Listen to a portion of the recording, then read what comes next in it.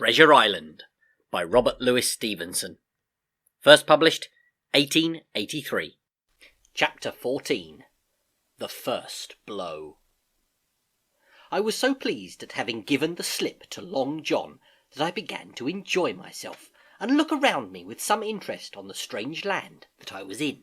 I had crossed a marshy tract full of willows, bulrushes, and odd outlandish swampy trees, and I had now come out upon the skirts of an open piece of undulating sandy country, about a mile long, dotted with a few pines and a great number of contorted trees, not unlike the oak in growth, but pale in the foliage like willows. On the far side of the open stood one of the hills, with two quaint craggy peaks shining vividly in the sun. I now felt for the first time the joy of exploration. The isle was uninhabited. My shipmates I had left behind, and nothing lived in front of me but dumb brutes and fowls. I turned hither and thither among the trees. Here and there were flowering plants, unknown to me. Here and there I saw snakes, and one raised his head from under a ledge and rock and hissed at me with a noise not unlike the spinning of a top. Little did I suppose that he was a deadly enemy, and that the noise was the famous rattle. Then I came upon a long thicket of these oak-like trees, live or evergreen oaks I heard afterwards that they should be called, which grew low along the sand like brambles, the boughs curiously twisted, the foliage compact like thatch. The thicket stretched down from the top of one of the sandy knolls, spreading and growing taller as it went, until it reached the margin of the broad, reedy fen, through which the nearest of the little rivers soaked its way into the anchorage. The marsh was steaming in the strong sun, and the outline of the spyglass trembled through the haze. All at once there began to go a sort of bustle among the bulrushes. A wild duck flew up with a quack, another followed, and soon over the whole surface of the marsh a great cloud of birds hung screaming and circling in the air. I judged at once that some of my shipmates must be drawing near along the borders of the fen. Nor was I deceived, for soon I heard the very distant and low tones of a human voice, which, as I continued to give ear, grew steadily louder and nearer. This put me in a great fear, and I crawled under cover of the nearest live oak, and squatted there, hearkening, as silent as a mouse. Another voice answered, and then the first voice, which I now recognized to be Silver's, once more took up the story, and ran on for a long while in a stream, only now and again interrupted by the other. By the sound they must have been talking earnestly and almost fiercely, but no distinct word came to my hearing. At last the speakers seemed to have paused, and perhaps to have sat down, for not only did they cease to draw any nearer, but the birds themselves began to grow more quiet, and to settle again to their places in the swamp. And now I began to feel that I was neglecting my business, that, since I had been so foolhardy as to come ashore with these desperadoes, the least I could do was to overhear them at their councils, and that my plain and obvious duty was to draw as close as I could manage under the favourable ambush of the crouching trees. I could tell the direction of the speakers pretty exactly, not only by the sound of their voices, but by the behaviour of the few birds that still hung in alarm above the heads of the intruders. Crawling on all fours, I made steadily but slowly towards them, till at last, raising my head to an aperture among the leaves, I could see clear down into a little green dell beside the marsh, and closely set about with trees, where Long John Silver and another of the crew stood face to face in conversation. The sun beat full upon them. Silver had thrown his hat beside him on the ground, and his great, smooth, blonde face, all shining with heat, was lifted to the other man's in a kind of appeal. "Mate," he was saying, "it's because I thinks gold dust of you, gold dust, and you may lay to that. If I hadn't took to you like pitch, do you think I'd have been here a-warning you? All's up, you can make nor mend. It's to save your neck that I'm a-speaking. And if one of the wild uns knew it, where I'd be, Tom? Tell me now, where'd I be?" "Silver," said the other man, and I observed he was not only red in the face, but spoke as hoarse as a crow, and his voice shook too, like a taut rope. "Silver," says he, "you're old, and you're honest, or has the name for it, and you've money too, which lots of poor sailors hasn't, and you're brave, or I'm mistook. And will you tell me you'll let yourself be led away with that kind of a mess of swabs? Not you. As sure as God sees me, I'd sooner lose my hand if I turn again my duty." And then all of a sudden he was interrupted by a noise. I had found one of the honest hands. Well, here, at that same moment, came news of another.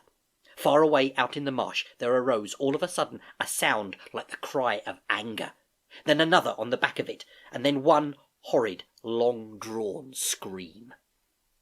The rocks of the spyglass re-echoed in a score of times. The whole troop of marsh birds rose again, darkening heaven with a simultaneous whir, and long after that death yell was still ringing in my brain, silence had re-established its empire, and only the rustle of the redescending birds and the boom of the distant surges disturbed the languor of the afternoon. Tom had leapt at the sound, like a horse at the spur, but Silver had not winked an eye. He stood where he was, resting lightly on his crutch, watching his companion like a snake about to spring. "John," said the sailor, stretching out his hand. "Hands off!" cried Silver, leaping back a yard, as it seemed to me, with the speed and security of a trained gymnast. "Hands off it you like, John Silver," said the other. "It's a black conscience that can make you feared of me. But in heaven's name, tell me, what was that?" "That," returned Silver, smiling away, but warier than ever, his eye a mere pinpoint in his big face, but gleaming like a crumb of glass. "That? Oh, I reckon that'll be Allen." And at this, poor Tom flashed out like a hero. "Allen!" he cried. "Then rest his soul for a true seaman. And as for you, John Silver, long you've been a mate of mine, but you're mate of mine no more. If I die like a dog, I'll die in my duty. You've killed Allen, have you? Kill me too if you can, but I defies you." And with that, this brave fellow turned his back directly on the cook, and set off walking for the beach. But he was not destined to go far.